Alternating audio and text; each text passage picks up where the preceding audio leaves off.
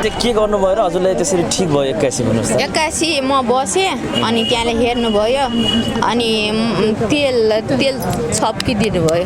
तेल छप्किदिनु हात अनि मेरो हात मुठी थियो अनि यस्तै मिलिदिनु भयो अनि चाहिँ हजुरको हातले खासै काम गर्दैन त्यो? खासै काम गर्थेन नै। तेल लगाइदिनु भयो अनि त्यसपछि ठिक भयो? तेल लगाइदिनु भयो अनि पानी यस्तो बाँड्न गरिदिनु भयो अनि यस्तो गरिदिनु भयो अनि पछि आँखा देख्नुभयो हजुरले भन्नुभयो। हस् म आँखा देखेँ भनेर भने अनि फेरि म काठमाडौँ आउँछु गुरु भनेर भने म दाङ आउला छु अस्मिता अनि पछि हजुर काठमाडौँ नआउनुहोस् न म दाङ आउँछु मलाई भेट्नुहोस् न एकचोटि भनेर भन्नुभयो।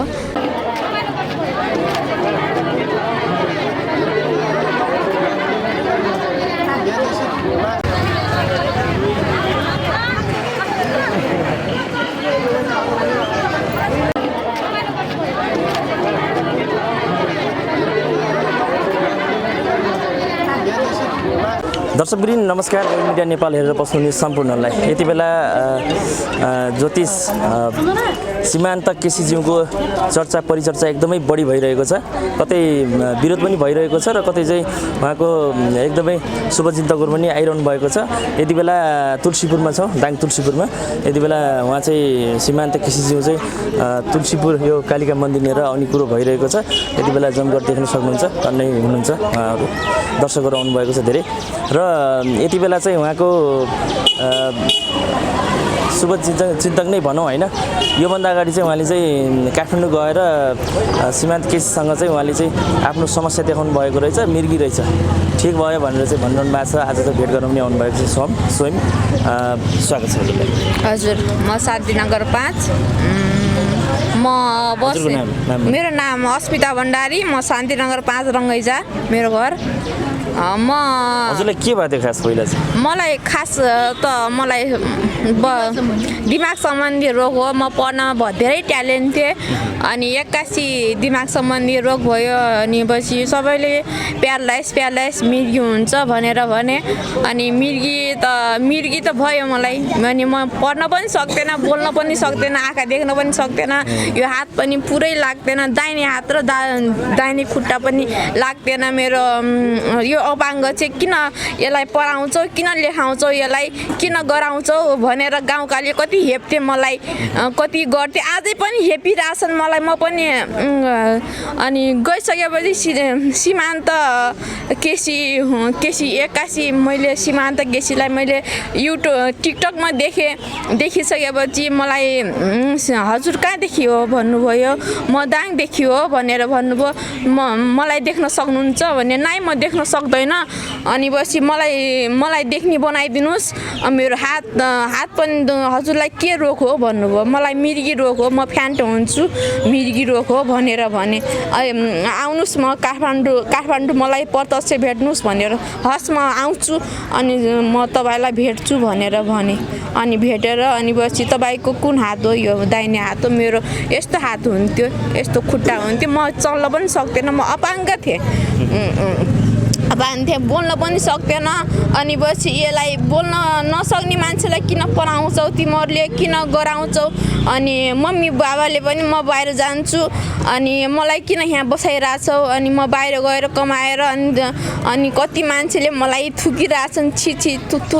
अनि तेरी छोरी त यस्तै रोगिनी छे, अनि पछि रोगिनी छे तेरी छोरी, तैले केही गर्न सक्दैनस्, तेरी अपाङ्ग छोरी छे भनेर भन्थे गाउँले पनि। अझै पनि कुरा सिक्छन्, अझै पनि गर्छन्। अनि हजुर त्यहाँ काठमाडौँ गइसकेपछि होइन सीमान्त केसीसँग हजुरले भेट गर्नुभयो होइन, तपाईँले आफ्नो समस्या लगेर जानुभयो होइन, तपाईँले सबै कुराहरू भनिसकेपछि उहाँले चाहिँ कसरी चाहिँ उपचार गर्नुभयो र के भन्नुभयो त्यो कुरा मलाई भन्नुभयो। अनि पछि तपाईँलाई के रोग छ भन्नुभयो। अनि पछि मलाई म दिमाग सम्बन्धी रोग हो, दिमाग सम्बन्धी कुन रोग हो भन्नुभयो।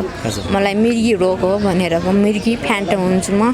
अनि पछि कति वर्षसम्म औषधि खानुभयो भने मैले 7 वर्षसम्म औषधि खाएँ। बच्चैदेखि मैले 3 वर्षदेखि हो म 81 फ्यान्ट भएको, स्कुलमै फ्यान्ट भएको। म पढ्थेँ 2 क्लासमा 2 क्लासमा पढ्थेँ। अनि सरले भन्नुभयो भरत मेरो बाबाको नाम भरत भण्डारी हो।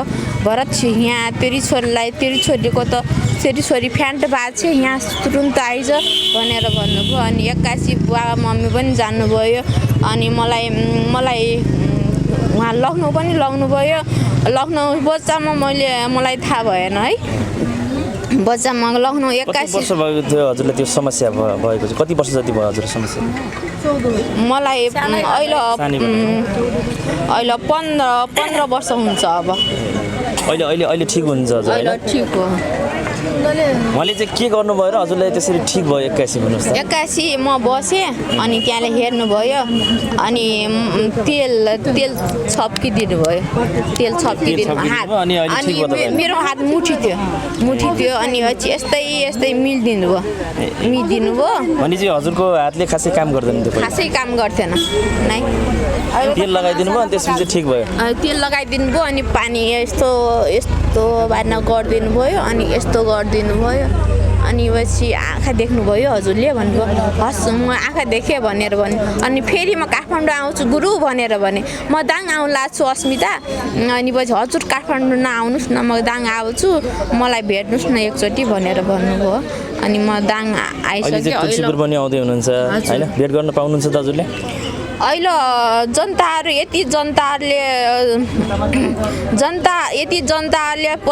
सीमान्त केसीसँग भेट्नको लागि कति आइरहेछन्। कति रोगहरू प्यारलाई कसैले चाहिँ यो झुटो अनि भन्ने कुराहरू गरिरहनु भएको छ, मिडियामा नि आइरहेको छ। के लाग्छ यो विषयमा तपाईँलाई चाहिँ के भन्नु छ?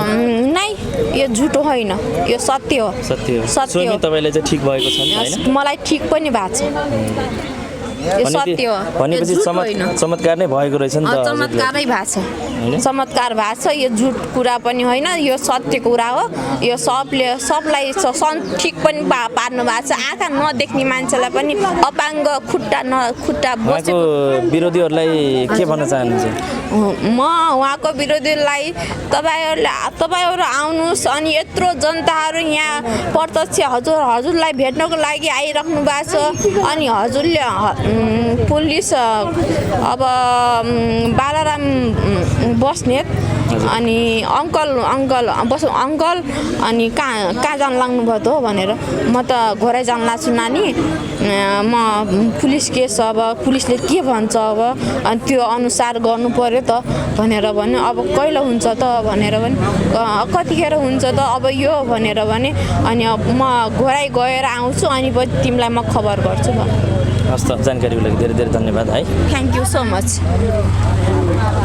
हुन्छ होइन हजुर भन्नुहुन्छ मैले गरे अब ठिक हुन्छ भनेर त कसले भन्नु सक्छ? 100मा 100 छैन। त्यो भ्रम नपारौँ। 100मा 100 छैन। अटोमेटिकली मैले ड्रिम्स देखाएको थिएँ त्यो अब यसो गर भनेर भने मलाई अदृश्य शक्तिले। त्यो गर्दा प्र्याक्टिकली गर्दाखेरि अब ठिक भयो भन्नुहुन्छ। हो म चाहिँ अब 7 महिनामा जन्मेको रे 1.5 पाएको थियो अरे मेरो वेट त्यति बेला। म त बच्चा